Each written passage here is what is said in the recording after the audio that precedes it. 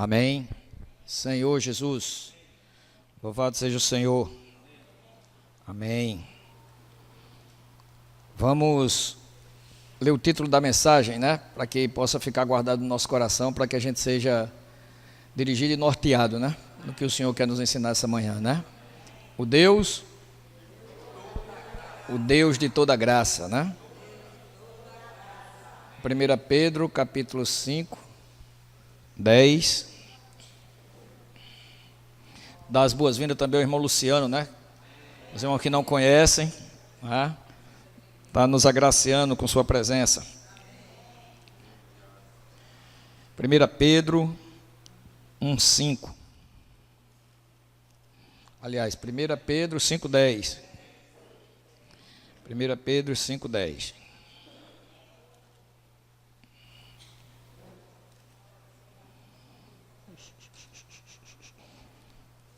Ora, o Deus de toda graça, quem em Cristo vos chamou à sua eterna glória, depois de terdes sofrido por um pouco, Ele mesmo há de aperfeiçoar, firmar, fortificar e fundamentar. Louvado seja o Senhor.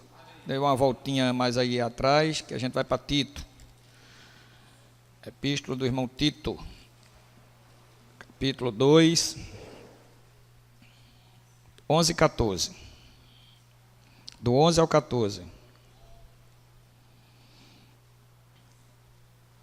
Epístola do irmão Tito, capítulo 2, do 11 ao 14. Todos acharam? Ele diz assim: porquanto a graça de Deus se manifestou salvadora a todos os homens, educando-nos para que, renegadas a impiedade e as paixões mundanas, vivamos no presente século, sensata, justa e piedosamente, aguardando a bendita esperança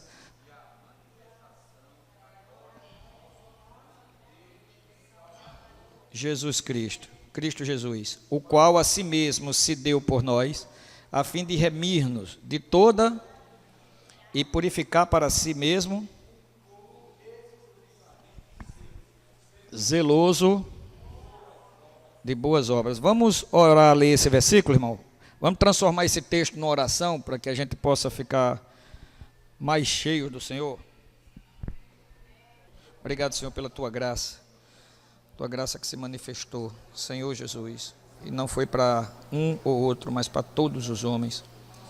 E ela nos educa, para que a gente possa ser renegada tudo aquilo que é em nós, Senhor, impiedade, paixão mundana, para que a gente tenha um viver de expressão tua, Senhor, sensata, justa e piedosamente. Tu és a nossa sensatez, nossa justiça, nossa piedade, sempre com esse coração de gratidão, a bendita esperança, manifestação da tua glória, Senhor Jesus, combatendo o bom combate, completando a carreira e guardando a fé.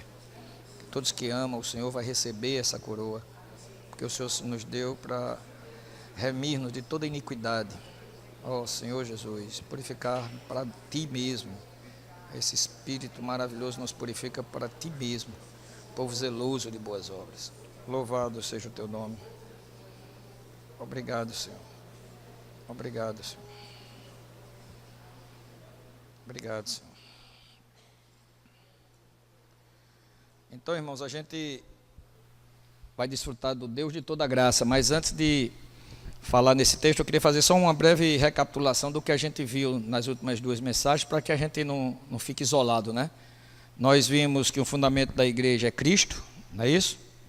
E nós vimos que, no caso, a igreja é o canal por onde Deus se expressa nessa terra, né? Que a gente viu a semana passada, né? O fundamento da igreja, Cristo, não é isso? E a gente viu que é por ela que o Senhor se dispensa. E quando a gente tira Cristo como fundamento, é que começa todos os nossos problemas, né? A gente viu a semana passada que hoje a gente vê muita coisa acontecendo porque o Senhor deixou de ser o fundamento. Hoje, se a gente for olhar de uma maneira sensata, como a palavra mesmo diz, que a graça está nos educando, a gente vai perceber E muitos já devem ter feito essa pergunta: por que tanta divisão, né, no meio do povo de Cristo, né? Por que tanta coisa acontecendo de forma tão desordenada? É porque quando Cristo deixa de ser a base, o fundamento, e a igreja passa a ser o fundamento, então obviamente que vai ter as divisões, porque a igreja está baseada no ensinamento. E a gente viu que tem 4 itens que sustentam, são os pilares da igreja. Os irmãos se lembram qual é? Comunhão dos apóstolos, lembra disso? Qual é o outro? Vamos, cadê, rapaz?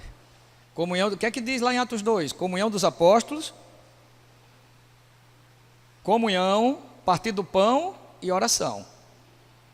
Pronto. O Senhor, Ele é simples e Ele deixou assim uma coisa maravilhosa para que nele a gente pratique. Ele deixou de onde deve ter a base de toda a doutrina, Ele deixou todo o desenrolar. Mas quando eu boto isso de lado e pego uma doutrina certa e estabeleço como base da igreja, vai ter divisão. Porque nem sempre eu vou pensar igual a você. Mas quando eu me baseio no que os ensinamentos dos apóstolos, a doutrina dos apóstolos diz, não tem como haver divisão. Como é que vai haver divisão? Né? E aí quando a gente coloca a igreja como a base, tem esse problema. E a gente viu que a igreja é maravilhosa, né? Ela, quando está na posição correta, ela é a expressão de Deus na terra. E nessa igreja tem de tudo, irmãos.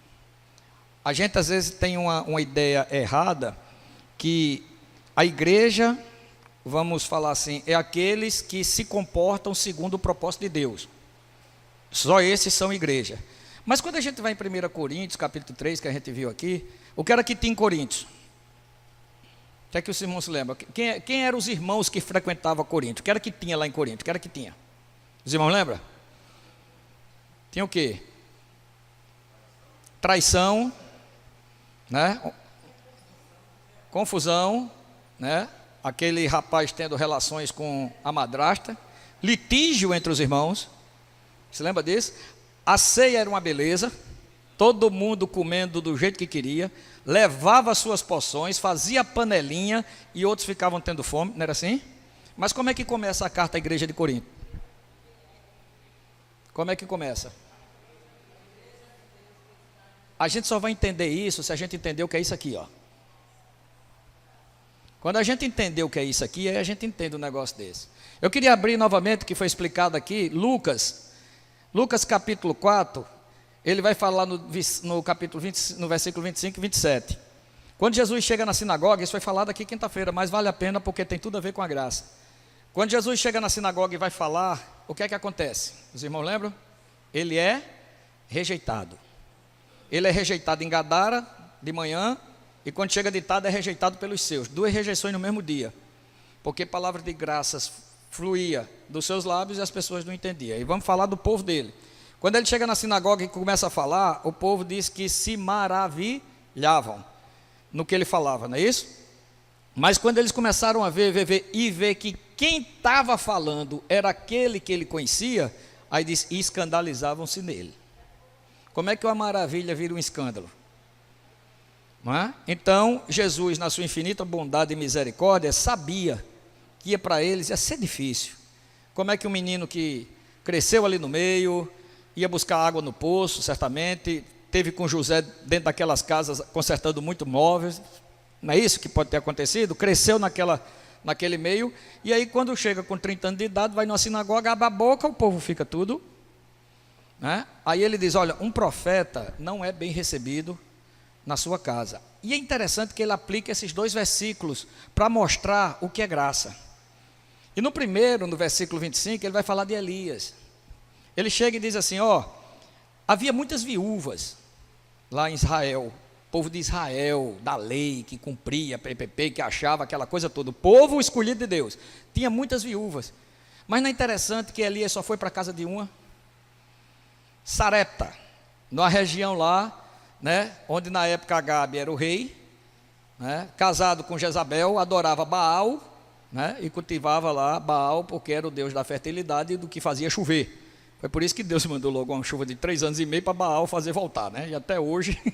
Então, o que foi que aconteceu? Uma viúva que vivia em Sarepta, numa terra pagã, de adoradores de ídolos, que não sabia nem quem era Deus, mas se reconheceu em Elias a autoridade e deu o que tinha, ia comer, ia morrer, mas ela deu para Elias. E o Senhor o honrou ela com a farinha e o azeite, né? Mostrando o que é isso aqui, que a graça não é, depende de quem quer e de quem corre. A graça não é, a origem não sou eu, a base não sou eu, a base não é Israel, a base não é a igreja, a base é Deus, a base é o Senhor, a base é Ele mesmo, que a gente vai ver agora. E chega no versículo 27, ele diz, não terminou por aqui não, ainda tem Eliseu. O exemplo de Eliseu é mais terrível ainda com relação ao choque de ideia daquele povo. Ele chega e diz assim, existia muitos leprosos lá em Israel. Muitos leprosos existiam, mas é interessante que só um foi curado, né? Naamã, o sírio. Então Naamã, o sírio, se você trouxer para os dias de hoje, é como se um líder, um general líder aí, um camarada do Estado Islâmico, invadisse Israel como Naamã fez, e trouxe a menina cativa, e essa menina que foi usada pelo Senhor para dizer a mulher de Naamã, que se ele conhecesse o profeta que estava em Israel e fosse lá, ele seria curado, né? Veja como é como se o Estado Islâmico hoje tivesse um líder, e entrasse em Israel hoje, arrebanhasse tudo, e o Senhor, ao invés de cuidar de Israel e da igreja hoje, entre parênteses, fosse atrás desse general, que foi o que o Senhor fez. Só Naamã, o sírio, nação contrária a Israel, só entende isso quem entende isso aqui, porque Deus não veio para um povo, Deus não veio para um homem, Deus veio para todos os homens. A graça se manifestou salvadora a todos os homens. O problema é que Jesus tem que agir com quem é correto de uma forma e quem está inadequada de outra, e a gente perde o sentido da base que é a graça. Quantas pessoas nos evangelhos vieram atrás do Senhor para ser curada? Quantos? A gente teve até comunhão naquele dia. Quantos vieram? Quantos eles sabiam que ia curar e os cabos não queriam nada com ele? Ou não é? Ele sabia quem ia ficar, ele sabia quem ia crer desde o início, desde o princípio. Deixou de fazer? Porque não é a gente. O problema não é o que a gente faz, o problema é quem a gente é, e a gente ainda não entendeu isso. E na nossa natureza entrou algo chamado pecado, que a gente viu lá no Éden. Então tudo que parte da gente, então se não for isso aqui, irmão, a gente está no caminho errado. A graça edifica todas as coisas, tudo é. E o que é graça? Várias definições. Alguns dizem, eu creio e é verdade, que é o Senhor dando Jesus Cristo de graça, gratuitamente para o nosso desfrute. Alguns dizem que é o Senhor levando a gente de volta para casa, né? Alguns dizem que é favor imerecido. E se você for ver tudo isso, porque é imerecido mesmo, a gente não tem. E a gente leu esse texto aqui, e eu queria, antes da gente pegar esse texto e ruminar nele, em Mateus capítulo 16, versículo 18, ele diz uma coisa. Quando a gente fala aqui de igreja, a primeira coisa que vem na sua cabeça é o que é? Igreja, né? Alguns vão dizer, o que é que vem na sua cabeça quando a gente fala igreja? O que é? Casinha. Pronto, e hoje? O que é igreja hoje? Pode dizer assim, o que é igreja? O que é igreja para você, Robson? Pronto, todos nós, está vendo? Amém. É o corpo de Cristo. O que mais? O que é igreja? Quem pode dizer, pode repetir. Os irmãos, não é isso? Os irmãos que receberam a vida de Deus. Pronto, tudo isso é igreja. Só que a gente tem que dar uma voltadinha na fita, para a gente entender que essa igreja está baseada aqui. Jesus diz assim, e sobre esta pedra, sobre essa revelação, eu vou edificar. Deu para entender? Eu vou edificar a minha igreja. A igreja, quem edifica é o próprio Senhor, não é doutrina, não é homem, não é nada. E ele chega para o povo e diz, e essa igreja vai entrar no inferno e vai sair de lá, tá certo? Porque o inferno não pode reter. E o inferno aqui, irmãos, a gente sabe que não é o lugar lá, que quem vai para lá não sai. O único que foi e voltou foi o Senhor. Não é o local para onde a pessoa vai viver a vida que ele escolheu viver aqui.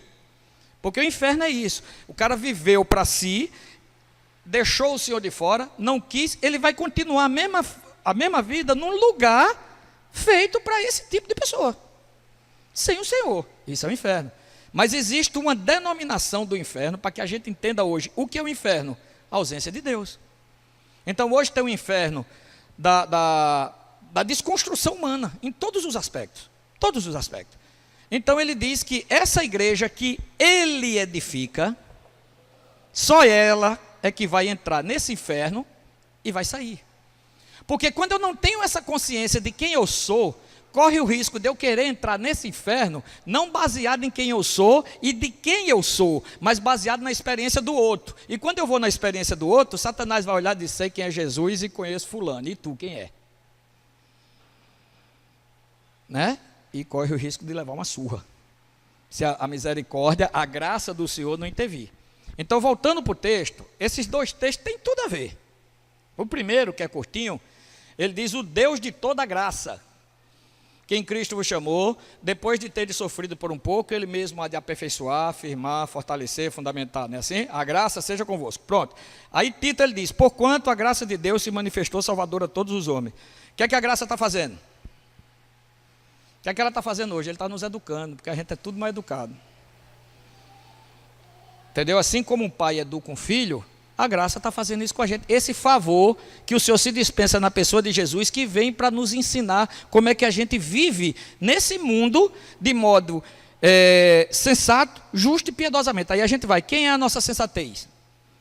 Porque nós somos insensatos. Quando a gente não entende quem a gente é, a gente é insensato. A gente vai com base na gente. A gente vai entender o finalzinho quando ele fala aqui. Quando a gente não entende quem a gente não só vive uma insensatez, como vive numa injustiça. E a gente viu que a injustiça é o quê? A iniquidade. Porque a iniquidade é quem eu sou sem o Senhor. E todas as ações vêm a partir disso. Então, existe um agir interior e uma ação exterior. Né? Então, eu ajo, tá certo? A partir do meu agir, há uma movimentação dentro de mim, no espírito interior, para que promova uma ação. O problema é que esse agir, essa ação, se tiver na minha justiça própria, vai estar na iniquidade. E estando na iniquidade é estribo para o pecado. Eu não sei se está sendo claro, vou repetir. Caim, bem fácil, entrou pela iniquidade e o pecado. Porque ele foi com a justiça própria. Ele, a pessoa dele. Quando sou eu que vou fazer as coisas para o Senhor, sem o Senhor, eu estou no princípio da iniquidade. E em cima desse princípio, abre e escancara as portas para o pecado. Aí só Deus sabe o que é que vem. Deu para entender? Abel fechou, porque Abel foi na justiça do Senhor. Então Caim, ele foi insensato, Caim foi injusto e Caim foi ímpio. Né? Ele não teve piedade, ele foi impiedoso. Impiedoso é a movimentação do homem carnal em si mesmo. Então tudo é um processo. Por isso que tem a oferta de Caim. E a Bíblia diz que Deus não aceitou Caim e sua oferta. Porque a oferta tem que vir da pessoa. Mas onde é que está isso aqui em Caim? Onde é que está a graça em Caim? Vê quem foi Caim? Um iníquo, um injusto, um impiedoso. Mas como foi que Deus tratou? Foi Deus que expulsou Caim ou foi Caim que saiu da presença de Deus? Tem algum versículo, vocês conhecem ali, pode ler capítulo 4 de Gênesis, que você não vai ver Deus expulsando Caim. Você vai ver Caim saindo da presença, porque é insuportável viver face a face diante do maravilhoso, porque eu vou me escandalizar sempre. Deu para entender? Já percebeu como uma pessoa que é mais bem resolvida do que a gente, que é mais desfruta mais do Senhor, como a gente às vezes tem uma empatia com aquela pessoa? Porque na realidade não é a pessoa, é quem ela me mostra quem eu sou. O problema de Gadara foi esse. Sai-te, vai daqui. Ele desconstruiu uma cidade com a palavra. A palavra toda vivendo como porcos, ele chega lá e ajeita a vida daquele homem. Aquele homem era o reflexo para saber daquela cidade, que aquela cidade vivia bem, no seu alto engano. Então quem era o mal daquela cidade? Era o louco, era o endemoniado de Gadara. O Senhor foi para a causa, para mostrar quem eles eram, e curou o demoniado, e curou. Quando tirou a coisa que refletia eles, vai-te embora, porque agora eles não têm referencial para ver quem eles eram, porque eles eram muito bons, porque em comparação com Gadara, em comparação com o endemoniado, eles eram sãos demais. Mas quando o Senhor tirou o demônio, quando o Senhor curou aquele camarada, o modo de viver dele de porcos né? Expôs quem ele era, e diante do Senhor, o que foi que ele disse? Fica aqui conosco para nos consertar, foi isso? O que foi que ele disse? Vai-te daqui. É assim que acontece. E a graça diante deles querendo resolver o problema, e eles não queriam. Aí vai para Jerusalém, para a sinagoga lá, na cidade dele, aliás, em Nazaré, e acontece esse fato que a gente está narrando aqui.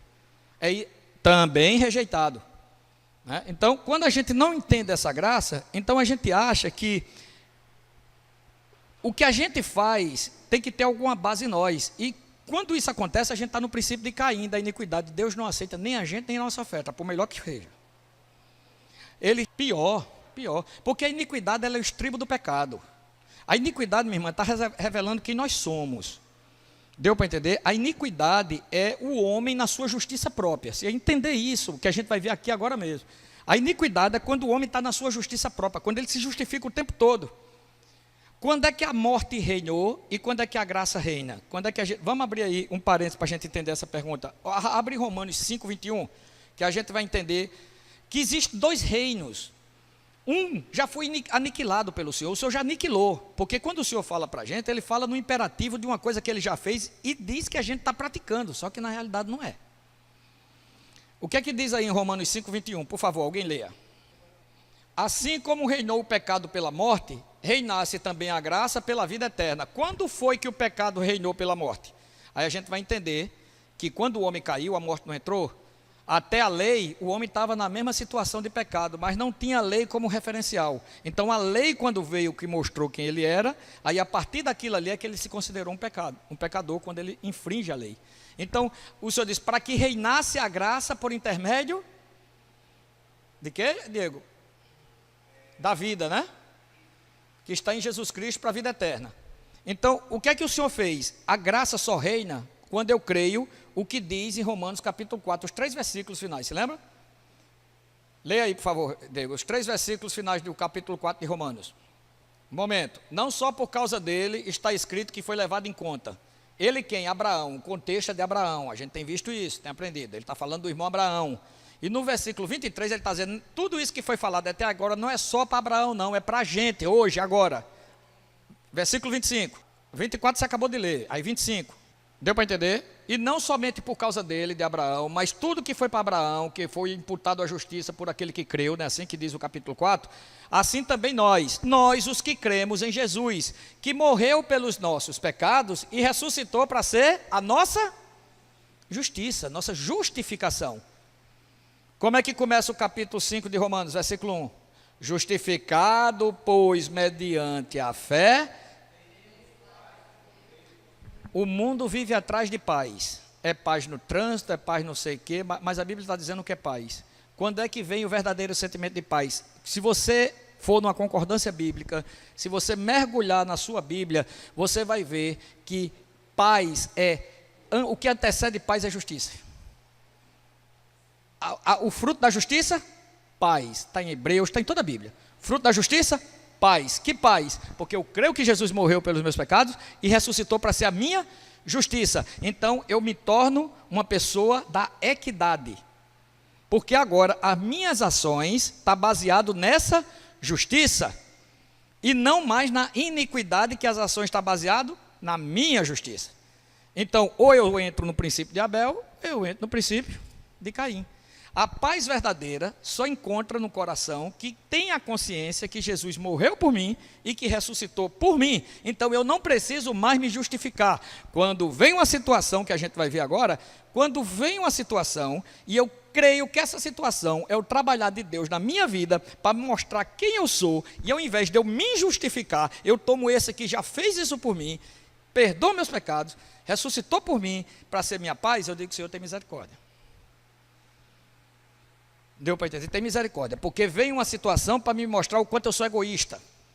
Vem uma situação para me mostrar quanto eu sou iracundo. Vem uma situação para me mostrar quanto eu sou muquirana, avarento. Vem uma situação para me mostrar quem eu sou. Então o que é que eu faço? Eu me protejo. E numa frase só, digo o que Adão disse para Deus. Porque numa frase só ele culpou Eva e Adão, né? Eva e Deus. A mulher que tu me deste. Então, eu não sou irado, a gente já falou isso várias vezes, eu não sou irado porque eu sou irado. Eu não sou irado porque eu tenho o pecado da ira, né? Não é que eu sou, não é que eu falo, é que eu sou. Então eu não sou isso que você está me dizendo, não. É você que me provoca, tá certo? E eu sou assim, então a culpa é sua. E a culpa é de Deus de ter botado você no meu caminho. Porque se tirar você, eu não sou essa pessoa. E é mentira. E é mentira. Deu para entender? Então você está entendendo porque você tem a mulher que você tem? Está entendendo porque tem o marido que você tem? Os filhos que você tem? O trabalho que você tem? Porque é para expor, não é coisa não, sou eu, para que simplesmente eu vá diante do Senhor e diga: Senhor, me lava com teu sangue, perdoa meus pecados, me envolve e me supre com tua graça, tu és a minha justiça. Pronto, acabou-se. Acabou-se. Não tem mais, diabo não pode lhe acusar, Satanás não pode chegar. Por quê? Porque você tomou a justiça que já foi feita. Agora, quanto mais eu me justifico, está vendo, Senhor? Por mais que eu faça, vai vir Robson me provocar, ó, está vendo? Pronto. Pode esperar o ataque que vai vir pior, até você reconhecer. Aí, se essa graça não intervir, vai ficar desse tamanho, na vida da igreja o tempo todinho. Que aí a gente não entende. A graça, ela cuida daqueles que nunca tiveram o Senhor, porque o Senhor é bom e faz chover sobre justo e injusto. Não é assim? Ele cuida. Quem da gente, quando não tinha o Senhor, orou ao Senhor, fora dos propósitos dele, orações egoístas, só para a gente, e recebeu? Quem foi? Porque Ele é o Deus de toda graça. Deu para entender? Uma coisa é edificação, outra coisa é a não edificação. Ele é o Deus de toda graça de quem está na edificação, e Ele é o Deus de toda graça de quem não está na edificação. Ele é o Deus de quem tem consciência, e Ele é o Deus de quem não tem consciência. Ele é o Deus do maduro, e Ele é o Deus do infantil. A questão é, onde eu estou, o que vai fazer com que eu tenha a relação com Deus. Isso é que a gente tem que ter em mente. Porque quando eu vejo o patamar e vejo a infantilidade no meio cristão, tá certo? Porque como a gente tem falado o tempo todo, quantos vão por locais de reunião, hoje em qualquer lugar, buscar o poder de Deus e não a relação? Quantos? Quantas lideranças estão levando os irmãos a ter uma relação de Deus de poder? Deus pode e vai fazer, não é assim? Relação zero. Relação zero. Mas eu sou motivado a ir buscar Deus para Ele me abençoar.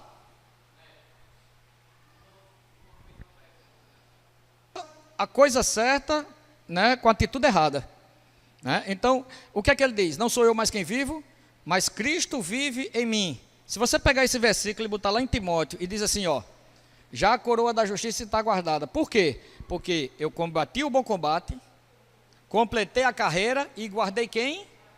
Ele guardou quem no coração dele? Quem foi a opção dele? É bom, só vocês quando chegarem em casa, dever de casa, vá para toda a carta de Paulo, as 14 epístolas de Paulo, e veja como é que termina. Veja como é que termina. A graça de Deus seja convosco, a graça de Deus seja com o seu espírito, a graça de Deus, quando não começa, tem algumas Gálatas, Filipenses, começa e termina, mas a maioria termina, se não as 14, pelo menos eu acho que só uma, mas a graça está implícita, porque ele dizia o quê? Pela graça de Deus, sou o que sou. Ele sabia. Trabalhei muito mais do que todos eles, porém não eu, mas a graça de Deus comigo. Porque ele sabia quem ele era. E ele sabia que sem o Senhor ele não conseguia, né? Então nós buscamos um Deus para realizar os nossos desejos, tá certo? Mas o que eu vejo nisso é a maravilha de um Deus de toda graça, que nesse contexto vai arrumar tudo que é negativo para tirar a gente, porque Ele nos ama demais para deixar nessa condição. Mas não quer dizer que Ele não trate, não quer dizer que Ele não abençoe. Dentro da sua infinita misericórdia e amor, Ele vai lhe abençoar, Ele vai lhe dar o celular que você tanto está pedindo. Ele pode lhe dar, ou não. Está entendendo? Mas eu creio que está mais para dar do que não. Aí você diz, por quê? Porque ele está lidando com criança, com infantil. Ele precisa mais do que um celular para produzir consciência. Aí a gente não entende quando perde quando perde um negócio. A gente não entende, porque a gente acha que essas coisas são mais importantes do que a própria vida da gente. O que é uma eternidade comparada a 80 anos, ou o contrário? 90 anos. Então vai ter que acontecer o que acontecer para o Senhor nos ganhar.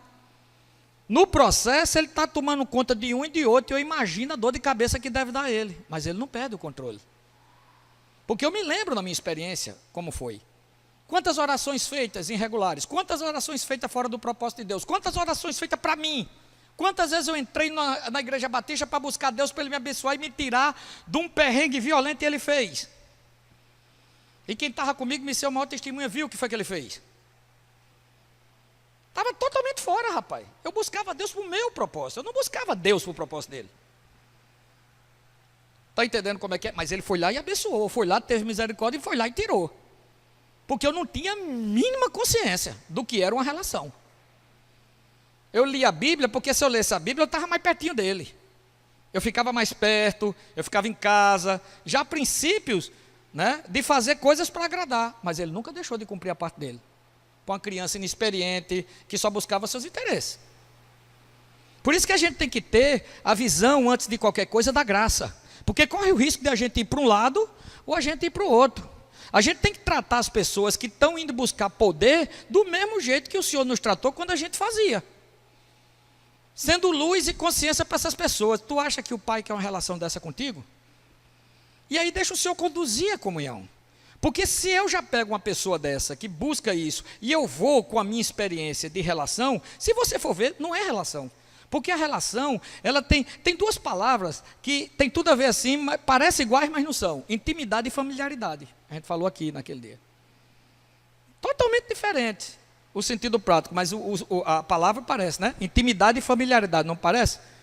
Porque é mais fácil você conviver com um maluco 30 anos, como diz Caio Fábio, do que viver com a esposa correta 5. Porque, rapaz, a gente não entende que a intimidade, ela chama para dentro, ela guarda no coração e ela torna os encontros cada vez mais especiais, uma vez mais prazerosos. Uma referência para a gente entender é que quando a gente começou a namorar, a intimidade, quando a gente fala de intimidade, a gente tem uma mente tão pervertida que a gente já acha que a intimidade é o ato sexual, não é assim? Nunca foi isso. Intimidade tem a ver com coração, junção de pessoas na comunhão. O ato sexual entre um homem e uma mulher é depois que isso já foi entendido, que já está. Aí é só a cereja do bolo. Só a cereja do bolo para ficar um negócio mais bonito, né? Mas quando a gente fala de intimidade, como era quando a gente se conhecia? Eu me lembro quando eu olhava a Dea, eu ficava todo me tremendo. Eu não sei se é o contrário, mas eu era, né? Entendeu como é que é? Porque essa intimidade, ela traz para o coração e ela torna os momentos prazerosos. E não está vendo relação sexual, não. Só o contato, só de ver. Os irmãos sabem. Como foi quando você viu o Robson a primeira vez, quando ele foi falar, Verônica? Como foi? Gosto ruim na boca, fica se tremendo o coração. Eu espero que tenha sido assim. Tu também, né? É ou não é? Coração, né, Luciano? Não é assim? Aí, resultado. O que é que a gente pensa? A gente pensa que intimidade é isso, mas intimidade é algo que é de coração para coração. Então, a maior referência é essa relação de homem e mulher, no sentido de quando se olham, né? Aí fica junto, às vezes só o fato de estar com a mão dada, né? Tá falando, trocando palavras, não é isso? Isso é o que a intimidade faz. Aí a gente começa a conviver, aí sai do campo da intimidade e vai para a familiaridade. Aí a familiaridade já banaliza o encontro. Eu já sei quem é. Não cresceu aqui com a gente? Esse menino não ia buscar água? Consertava os morros aqui em casa? Oxente, esse menino vivia para lá e para cá. E agora é desse jeito, abre a boca para fazer? Porque a familiaridade banaliza o encontro, porque eu já conheço. Eu não já sou mais um com aquele movimento de estar aprendendo, de estar me deliciando com o que fala. Não, eu já sei, eu já conheço, eu já me torno assistente. Eu agora já sei, ele está falando isso, era bom que Robson estivesse aqui, porque isso é para Robson, porque eu já me excluo, eu já saio, já é para o outro, porque eu já sei. Então a familiaridade, ela banaliza o encontro, e a intimidade traz para dentro e torna especial. Entendeu? E isso é fruto de uma graça. Porque não é a pessoa, não é o que ela faz ou deixa de fazer, é quem ela é. Deu para entender? Então, a graça do Senhor, ela tem uma forma. Ela começa a dizer assim, ó, vamos voltar para o texto. Aguardando a bendita esperança, a manifestação da glória de nosso Senhor, que ele diz aqui que Jesus é Deus. Não sei se os irmãos perceberam. Aguardando a bendita esperança e a manifestação da glória de nosso grande Deus e Salvador Jesus Cristo. Está vendo aí? Pedro também fala. O qual a si mesmo se deu por nós, a fim de remirmos de toda... De todo o que tem aí? Eu estou lá em Tito ainda. Você vai ver que não é pecado, é iniquidade. Você está vendo aí? Que o Senhor trata com a causa. Ele não trata com a consequência. Pecado, irmãos, entendam que pecado é consequência. A causa é iniquidade. O único campo, bota isso no seu coração, o único campo que a gente concorre numa autoilusão, num auto-engano com Deus, é na justiça própria. Deu para entender?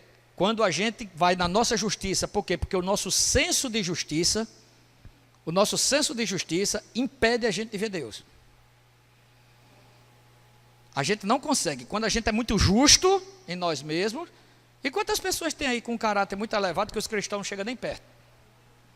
E que quando você vai falar, ele diz, não, eu já faço tudo isso que você faz. Mas o Senhor sempre completa, né? Uma coisa te falta. Não é assim? Você lembra do jovem rico? O que é que eu faço, Senhor, para alcançar a vida eterna? Não, tu não sabe?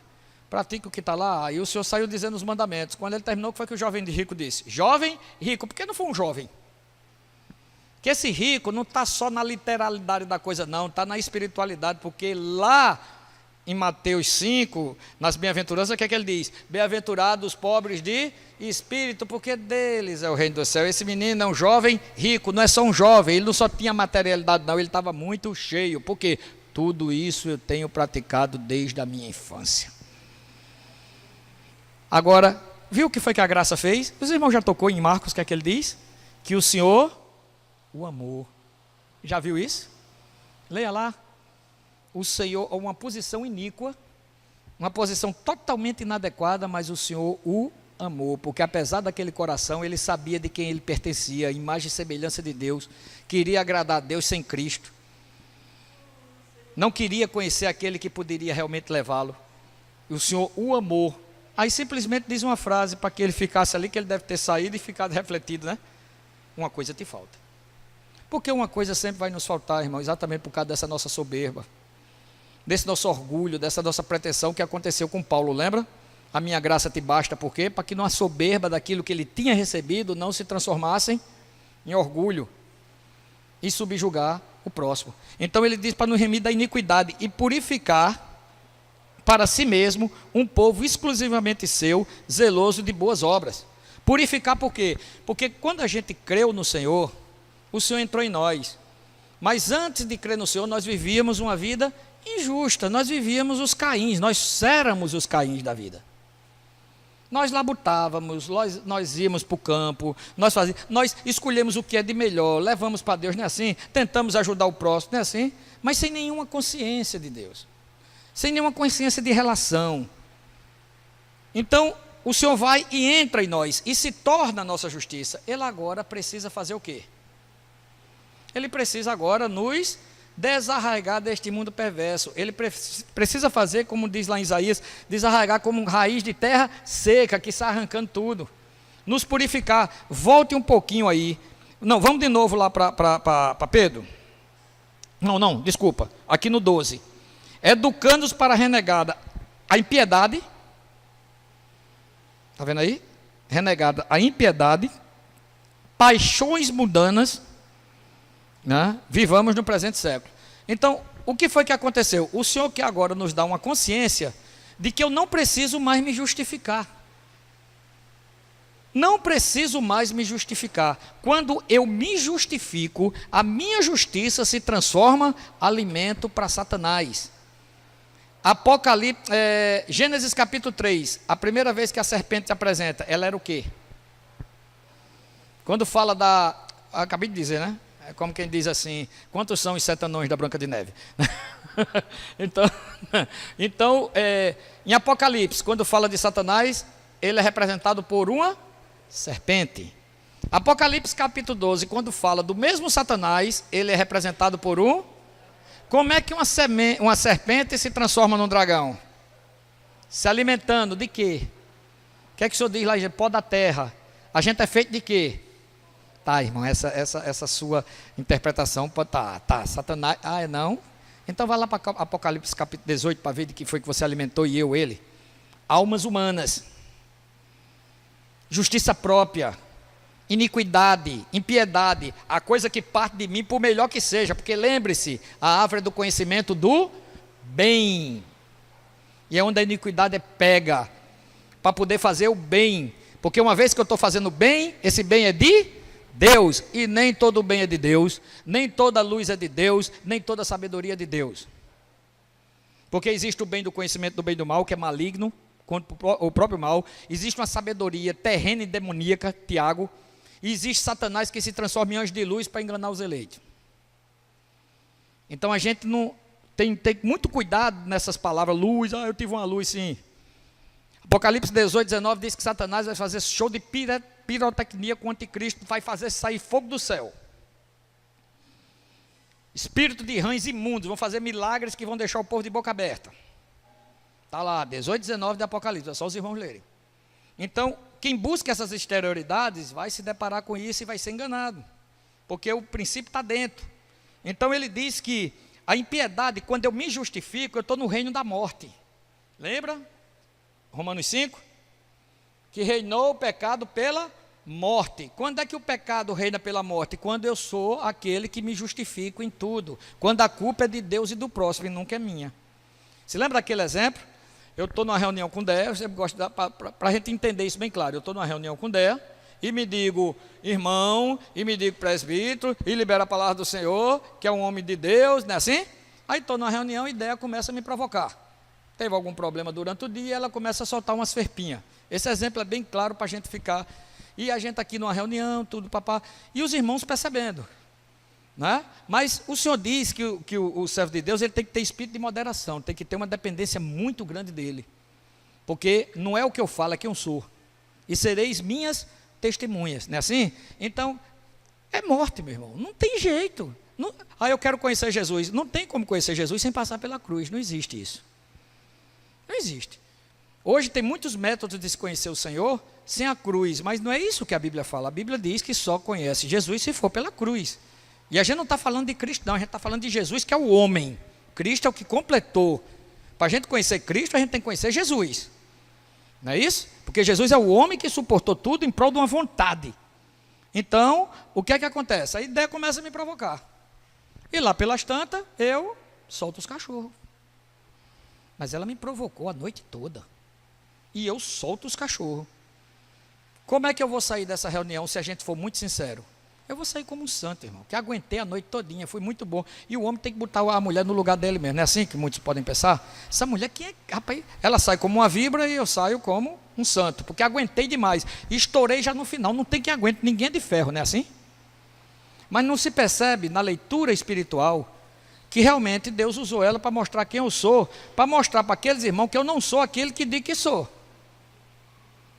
Deu para entender? E o Senhor só vai provar assim. Ele não vai provar, não. Isso depois de muito falar, viu? Porque quando vem uma situação dessa, porque o Senhor já falou, já refalou, a mão dele está cheia de calo, de tanto bater. Aí vem uma situação dessa, e eu, na mesma hora, avalizo o sentimento do meu coração de realmente dizer que ela é a culpada de eu ser daquele jeito. Deu para entender?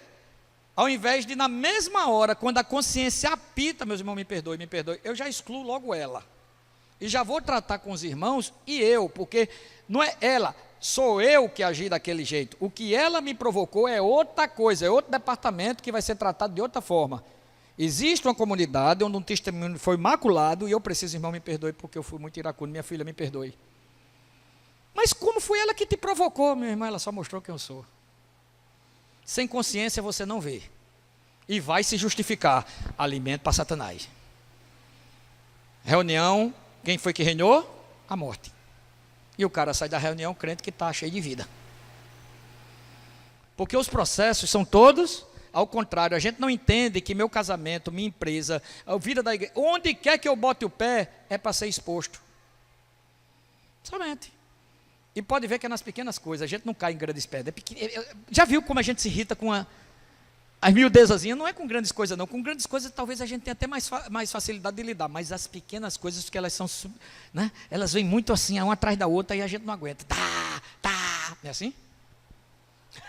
Taca a mulenga, assim, taca... É ou não é? Porque falta o espírito de moderação, que já está em nós, falta essa consciência de apropriação de uma coisa que eu já recebi, e ser aplicativo segundo a graça. E aí começa a vir os ataques de Satanás. Ao invés de correr para Deus, eu me afasto. Por quê? Porque eu ainda não estou muito apto de chegar junto de Deus com essas atitudes. Quando o Senhor está de braço aberto, sabendo que eu vou fazer isso, que eu sou daquele jeito, e quando Ele me escolheu daquele jeito. O que Ele quer é que eu não fique daquele jeito e dependa dEle. Mas a gente passa a vida remoendo. Aí tome se justificar. Não, porque a justificação própria, ela gera um suborno de consciência. Ela me dá uma anestesia momentânea naquela situação. Porque, na verdade, não foi ideia que me provocou? Ou não foi? Não é um bando de alienado, não. O Senhor não está convidando a gente a ser alienado, não, de excluir aquilo. Não, Ele está querendo nos convidar para mostrar quem nós somos. Porque Ele diz no Salmo 32 que confessei-te o meu pecado, confessei-te o meu pecado, a ação, e tu perdoaste a iniquidade e o agir do meu coração. Está vendo aí? Confessei-te o meu pecado, não foi o pecado do outro que me provocou, não. Eu confessei o meu pecado da ira que estourou porque um agente externo foi usado para poder mostrar quem eu sou. Então eu confesso o meu pecado e tu perdoaste a iniquidade do meu coração. Está lá no Salmo. Né? Davi também vai ter essa experiência direta. Você vai ver que quando ele chega e diz assim, no Salmo 53, com relação a Batseba. Mas tá, Senhor, puxa vida, também o Senhor bota uma mulher daquela, mulher bonita, danada lá na varanda, não podia estar em outro canto, o Senhor também, né, devia facilitar, né, Senhor? Foi isso que Davi fez? Quando Natan disse, és tu o homem, o que foi que ele disse? Pequei contra ti, Senhor, perdoa. É assim. Me mostre um versículo na Bíblia, Davi se justificando. A gente acha que Davi é o homem segundo o coração de Deus. Por quê? Porque Davi é considerado o homem segundo o coração de Deus. Se vocês conseguirem mostrar um versículo ele se justificando, e quem foi Davi? Um homem segundo o coração de Deus, que na sua geração, segundo Atos 4, se viu a Deus plenamente. E aqueles pecados que ele fez, de qualquer um de nós. Processo, qualquer ser humano, podia ser eu e podia ser qualquer um, estamos no processo. Mas só que no processo, um pecado daquele, ele não se justificava. Se lembra quando ele fez o censo, que o Senhor mandou 3 opções para ele? Era peste, e não sei quantos morrer, aquela coisa toda. E o último era ficar nas mãos do Senhor. Ele disse, eu quero ficar nas tuas mãos, porque sei que em ti há copiosa redenção. Homem que tinha um coração segundo Deus, porque ele cria em Deus e sabia da misericórdia e da graça de Deus para com ele, porque ele sabia quem ele era. Agora, se a gente não tem essa consciência do Deus de toda graça, para que a gente não perca o equilíbrio de um nem de outro. Me diga uma coisa, irmão, como é que você acha que o Senhor trata os irmãos que, de certa forma, estão nesse estágio de buscar Ele como poder? Vamos falar bem, como é que... A gente como pai, se eu tenho um filho que só me busca para meter a mão no meu bolso, esse filho deixou de ser filho? Não há um sentimento de maior misericórdia? De mais pena? Vamos botar pena mesmo? Ou não é? Se você... Exatamente. Pronto, que é isso que o pai quer. Agora, o que eu estou tentando dizer, muda alguma coisa de Deus para essas pessoas. Deus, Ele é amor, irmãos.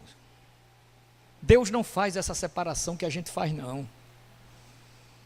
Deus não sabe separar certo ou errado, bem e mal. Uma coisa é a disciplina, outra coisa é o amor. Não está dizendo que Ele não disciplina, não. Que o que mais acontece com a gente é a disciplina para que a gente saia desse estado. Mas eu estou indo para um pouquinho antes. Como é que Ele olha quando Ele ama uma congregação com 10 mil irmãos, tudo buscando Ele para ser abençoado? Como é que Ele olha? Eu creio que cheio de misericórdia. Que é um povo cego. Filhos cegos que Ele narra em Isaías. O boi conhece a manjedoura. Pastor de ovelha vai... As ovelhas vêm e esse povo não me conhece. Isso não quer dizer que ele abandona. Isso quer dizer que ele vai trabalhar com mais fogo para tirar eles desse estado. E é o que a gente deve fazer. Quem tem, não julgue o que não tem. E o que não tem, não condene o que tem. Uma coisa ainda te falta, preencher a lacuna um do outro. Somente.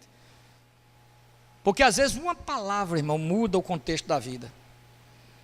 Vem falando de um Deus, Deus abençoe fogo do céu e não sei o quê, e ali você só lança a sua experiência. Como Deus faz com a gente na consciência. Puf, não é tulhar a pessoa não, é só, tu acha que é isso que Deus busca da gente? Se inclua, não se exclua não, é isso que Deus quer de você? Não, tu acha que é isso que Deus quer da gente? Porque a gente ainda não percebeu que o princípio de Deus é formar consciência. Enquanto a gente não tem consciência, a gente vai ficar no certo ou errado. A gente vai fazer essas divisões e ao invés de estar ajudando os irmãos, a gente está acusando e não sabe que quando acusa a gente se autocondena. Quem és tu para julgar? Não sabes que para Deus, né, ele está em pé ou não é a vontade do Senhor, não é a tua? Então o que a gente precisa entender, eu ganhei muito com Mateus 16, 18, porque é o Senhor que edifica a sua igreja. Então não se preocupe não, irmãos, que a gente vai estar vendo doutrinas pregadas, a gente vai estar pessoas que estão totalmente avessas ao evangelho, com ensinamentos de demônio, como Timóteo fala, mas Deus não perdeu o controle, Ele é que vai edificar a igreja.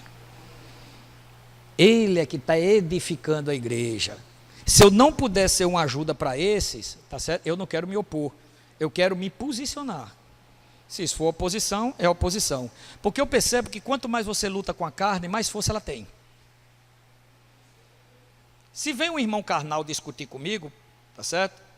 O que é que a espiritualidade de Jesus faz? Ele apenas diz, pá, na esperança que a consciência dá. Mas se o camarada permanece na carnalidade dele, eu vou ficar discutindo com ele? Vai resolver? Não vai, meu irmão. Isso é óbvio. Então a gente às vezes cai nesse engodo, nesse engano de querer provar que o outro está... Meu irmão, ele diz que quem convence é o Espírito. Quem convence é o Espírito, não somos nós somos a luz. Quantas vezes nossa mulher, quantas vezes nosso marido, quantas vezes um amigo não faz isso que é assim, não faz isso que é assim, completamente correto, tem a vida todinha a gente, não é assim? Aí um belo dia, aquele negócio faz, bem, aí você, rapaz, aí você muda. Quer dizer que não ajudou? Não, ajudou muito. Não faça, ficou guardado. Aí a consciência naquele dia usa, mas a gente quer que, eu vejo você em inadequação, eu quero mudar você. Aí entro naquele de Mateus, né? Ele disse, faça o seguinte, tire primeiro a trave do seu olho. Né? Porque uma coisa é ser luz, uma coisa é ser sal. Né? É aquele exemplo, para a gente finalizar e compartilhar. Se eu chego, eu gosto desse exemplo porque fica bem claro. Se eu chego para Robson, a gente já fez aqui, e ele está numa posição inadequada, e eu digo, Robson, presta atenção,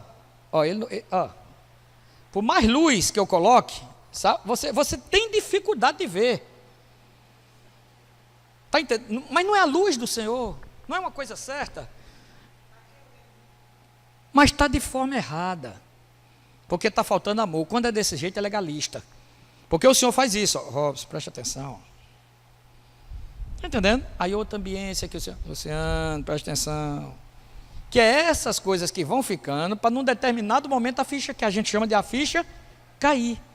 Mas a gente quer, porque uma vez que é luz, né? Se lembra? Uma vez, será que essa luz, embora sendo verdadeira, não está chegando de forma pervertida? E qual é a diferença que eu tenho dos irmãos que eu condeno? O Senhor nos diz que nós somos agora o corpo de Cristo. Né? O corpo de Cristo. Quando você toca numa panela quente, qual é a primeira reação? Simples, básico, né? Você puxa e... Não precisa ninguém dizer não. É condicionamento de vida e de amor para proteger aquele membro. E aquele membro muitas vezes está inadequado. O que é que tu tinha de meter teu dedo ali? Não é verdade? Você tem uma inflamação. Você tem uma inflamação, precisa tomar uma injeção. Aí duas partes que não estão inflamadas, a inflamação, vamos dizer que você está com inflamação interna, alguma coisa, e precisa tomar uma injeção. Aí o braço em mim mesmo, não tenho nada a ver com isso. Né, Curito? É assim que funciona, né? Simplesmente você bota o braço e a parte que está inflamada não leva, porque ela já está danificada. E às vezes você vai ver que quando a gente tem um talho que a anestesia tem que ser local, nem sente mais, né? Já está tão cauterizado ali, os tecidos perderam a sensibilidade. Mas a gente é assim, quando não tem a graça de Deus. A graça de Deus, ela só tem uma função, mediante tantas, para que a gente entenda tantas. Tire o foco da circunstância e coloque no que Deus está fazendo. Só isso. Isso é o que a graça faz o tempo todo. Tire o foco. Satanás quer que você veja a circunstância, porque a circunstância impele e incita você a ser injusto, resolver na sua injustiça. Consequentemente, vai estar na iniquidade. Consequentemente, vai vir o pecado. A graça diz: tire o foco, tire daqui e bote em mim. Creia que a minha mão agindo para trabalhar em você. Mas, Senhor, assim também está demais, eu sei. Se eu botar uma coisa que você consegue, não é graça, já não é graça. Graça é quando você não pode. Graça, ela não vai dar algo que a gente possa ter a suposição que a gente pôde participar daquele processo para poder terminar do jeito que terminou. Graça, ele tira todas as muletas da gente. Onde tiver uma muleta, ele tira. Por quê? Porque ele quer que a gente se apoie em nós. Confia no Senhor de todo o teu coração e não te estribes, não te apoie no teu entendimento. Reconhece-o em todos os teus caminhos e ele vai endireitar as tuas veredas. Você está vendo que é uma questão de posição? Está lembrado disso? Lembra de 2 Coríntios? Espinho na carne, por causa da soberba. Não entendi, não tive consciência. Não foi assim com Paulo? Senhor, tira. 3 vezes. O Senhor não tirou. Respondeu como? A minha graça te basta. Mas como é isso, Senhor? No meio dos ataques eu estou carregando você no braço. No meio dos ataques, estou caminhando com você. A ligação do interior com o exterior. A gente vai exteriorizar o que está dentro para você perceber, porque a alma precisa desse psicodrama. A gente precisa muitas vezes das coisas exteriores, o Senhor sabe disso. Mas essas coisas exteriores, sem a consciência interior, aí o perigo que a gente cai. Precisa sair de dentro. Então a melodramática da alma, ela precisa dessas coisas, ela precisa se sentir segura, mas nele. Então ele diz que se substantifica a fé. Eu pego o que está dentro e boto do lado de fora. Não é que está para cá e vou. Não, está os dois. E aquilo vai gerando aquela consciência, aquele apego, aquela fortaleza, e eu vou pavimentando o meu caminho na graça, sabendo que ele está comigo, não só interior, mas exterior. Uma mão abrindo o caminho e a outra me conduzindo.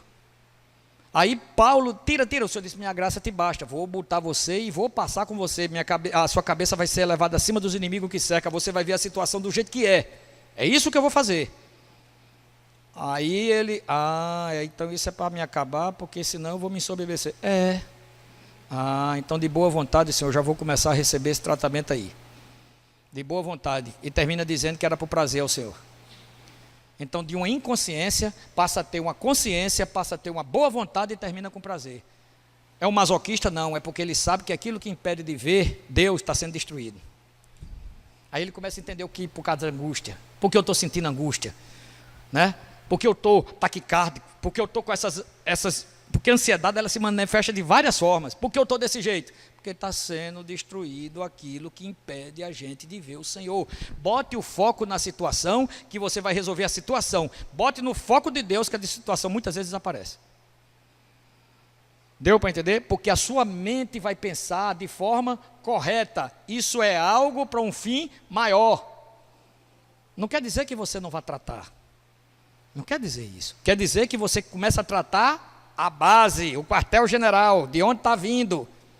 Há uma consequência, há uma causa, e o Senhor está sendo muito misericordioso, porque Ele não tem necessidade de estar respondendo todos os nossos questionamentos, mas Ele está sendo misericordioso em nos mostrar. Presta atenção no que aconteceu com teus irmãos. Pedro, ele diz: rapaz, você está pensando que é só você que sofre? É? A irmandade no mundo inteiro está passando a mesma coisa com você, Satanás está de lado, provocando ansiedade, para que você haja na iniquidade, para você estar lá com medo, com culpa, com tudo. Presta atenção, isso não é só com você não. Todo o corpo está sofrendo isso. Agora resistir-lhe, pois, firme na fé. Ele vai morrer de inanição. E as doenças do corpo, consequentemente, começam a regredir. Porque do jeito que foi, vai. Porque é aqui, ó. O problema é aqui. Satanás ganhou aqui, aí ele parte para a emoção para ganhar a vontade. Pensou, sentiu, faz. Aí ele quer aqui, ó. Então, se ele pegar aqui e tirar e botar na situação, a graça diz: presta atenção. Quantas vezes eu levo meus olhos aos céus, não é assim? De onde virá meu socorro? Eu levo meus olhos. Ande com os olhos nos céus. Vê, ó, levanta os olhos, vê os campos, os lírios, vê por onde é que o Senhor bota. Senhor, vê aí as construções, homem, isso vai ficar, presta atenção. O Senhor sempre tira os olhos da gente da circunstância e coloca nele, no trabalhar dele. O problema é que o trabalhar dele vai dizer quem eu sou. Aí a gente esbarra num processo. Impede o processo. Eu não me acho isso não, Senhor, que tu estás dizendo que eu sou. Eu não sou isso que tu estás dizendo que eu sou. É onde a gente trava o processo. Porque ele sabe que nós somos pó, e se a gente tiver uma resistência muito, ele não vai em frente, porque senão ele destrói a gente. Aí uma coisa que é para fazer em 3 meses, uma coisa que é para fazer em 11 dias, uma coisa que pode ser consertada em 1 semana, passa 40. Porque ele sabe que é pó aí, porque os propósitos dele não podem ser frustrados. Mas ao invés de 11 dias, de 10 dias, de 5 dias, de 1 semana, de um ciclo de 15, 7 dias ali de ansiedade, passa 40 anos. Porque eu fico resistindo, e ele sabe que a gente é pó. Aí ele, ó, aí devagarzinho, porque se for de vez, mata, acaba com tudo. Eu explico em cargo que tenha sido passado, irmãos, né? Eu acho que dá tempo da gente fazer pequenos grupos. O que é que os irmãos acham? Os irmãos fiquem à vontade, tá bom? Jesus é o Senhor.